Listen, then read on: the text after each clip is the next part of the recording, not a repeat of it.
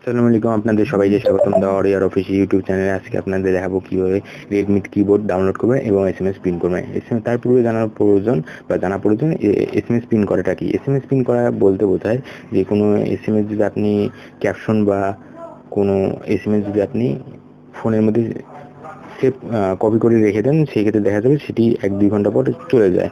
আপনি যদি save print করে রাখেন সেটি থেকে যায়। উপরে যে আইকনের যে লোগোটি দেখতে পাবেন, এটি হচ্ছে রেডমি কিবোর্ড।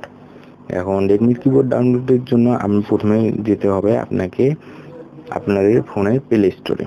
আপনি উপরে যে প্লে স্টোর হচ্ছে এই অ্যাপসটির মধ্যে আপনি যদি যান, তাহলে আপনি রেডমি কিবোর্ড সহজে ডাউনলোড করতে পারবেন এবং আপনার ফোনে চলে আসবে। আমি প্লে স্টোরে চলে গেলাম। চলে যাওয়ার পরে এখানে সার্চ অপশনের মধ্যে যাব। সার্চ অপশনের মধ্যে লিখবো রেডমি কিবোর্ড, এই লেখাটি রেডমি কিবোর্ড লেখার পরে দেখতে পারবেন আমি সার্চ দেব। সার্চ দেওয়ার পরে চলে আসবে আপনার রেডমি কিবোর্ড। এই লেখাটি লিখতে হবে আপনাকে, রেডমি কিবোর্ড লেখার পরে এখন আপনি দেখতে পাচ্ছেন যে উপরে যেটি হচ্ছে রেডমি কিবোর্ড লেখাটি। তারপরে আপনি সার্চ দেবেন, সার্চ দিয়ে দেখতে পাবেন এই যে দেখেন চলে এসেছে এই রেডমি কিবোর্ড। এইটি মূলত রেডমি কিবোর্ড, এর মাধ্যমে আমি মেসেজ প্রিন্ট করব।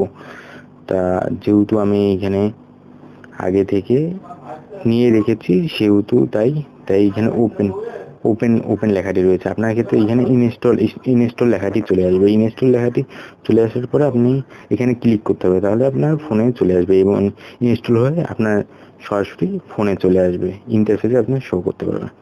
তারপরে দেখতে পাচ্ছেন যে এইখানে আমার ফোনে চলে এসেছে এবং আমি এটি সেটিং কিভাবে করব এই বিষয়টি আপনাকে দেখানো হবে। তা যেহেতু আমার এখানে ফোনে চলে এসেছে, আমি আপনাকে সেটিংয়ের বিষয়গুলো দেখাবো, কীভাবে সেটিং করবেন দেন অন্যান্য বিষয়গুলো।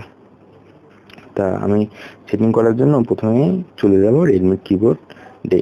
আপনার প্রথমে চলে যাওয়ার পরে দেখতে পাবেন যে এইরকম ইন্টারফেস শো করতেছে।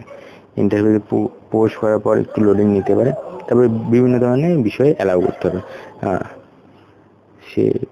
সেট আপ শুরু করুন এই লেখাটি প্রথমে, তারপর ক্লিক করবেন। সেটিং অন করুন। এইখানে মনে করেন সেটিং অন মানে অ্যালাউ করতে হবে আপনার ফোন থেকে চলতেছে নাকি চলবে না, এই বিষয়টি হচ্ছে সেটিং অন করুন মানে অ্যালাউ চাও ফোন থেকে। অ্যালাউ চাওয়ার পর আপনি দেখতে পাবেন যে এইখানে অ্যালাউ করে দিলাম আমি আমার ফোন থেকে। তারপর 2 নাম্বার কিবোর্ড সুইচ করুন, এইখানে আপনার অ্যালাউ করতে হবে এই বিষয়টির মধ্যে। এখানে ক্লিক করবেন, ক্লিক করে দেখবেন যে এইখানে রেডমি কিবোর্ডে অ্যালাউ করতে হবে, সুইচ করতে হবে। তারপর এখানে আপনি যে কোনো দুইটা অপশন রাখতে পারেন। আমি পরের ধাপে চলে যাবো, আপনার ইচ্ছে মতো রাখতে পারবেন। তবে আমি পরের ধাপে চলে গেলাম, চতুর্থ ধাপ। তারপরে সেটিং ঠিকঠাক করুন। সেটিং ঠিকঠাক মানে এখানে যে বিষয়গুলো আছে এটা সঠিকভাবে মাপকাঠির মধ্যে আপনি ঠিক করে নেবেন। তাই এখানে আমি ক্লিক করব। ক্লিক করার পর এই যে এরকম ইন্টারফেসে চলে আসবে। আপনি যে নাম্বার যুক্ত করতে চান তাহলে নাম্বার যুক্ত করতে পারবেন। আমি নাম্বার যুক্ত করব। নাম্বার যুক্ত করার পর পরের ধাপে যান, এইখানে ক্লিক করব আমি। ক্লিক করার পর আবার দেখতে পাবেন যে প্রসারিত করতে চাইলে প্রসারিত করতে হবে, আপনি যদি আবার প্রসারিত না করতে চান ছোট হয়ে যাবে। বিষয়টি হচ্ছে এরকম। তবে পরের ধাপে ক্লিক করবেন, চলে যাবেন। তো অতিরিক্ত বাটন ব্যবহার করেন, এখানে আপনি ক্লিক করতে পারেন। আপনার যদি অতিরিক্ত বাটনের প্রয়োজন হয় আপনি ক্লিক করে দেবেন। তারপরে অনুমতি দিয়ে দেবেন। অনুমতি দিয়ে গেলে আপনার পুরো সেটিং তৈরি। তারপর আপনি দেখতে পাবেন যে আমাদের রেডমি কিবোর্ডে সেটিং পুরোপুরি ঠিক। এখন আপনি সেটিং তো ঠিক, এখন আমি আপনাকে মেসেজগুলো কীভাবে পিন করবেন এই বিষয়টি আপনি দেখানোর জন্য আমি আমার সেভ করা কিছু মেসেজে চলে গেলাম। চলে যাওয়ার পরে দেখবেন যে এইখানে আমি একটা মেসেজ কপি করতেছি। কপি করলাম।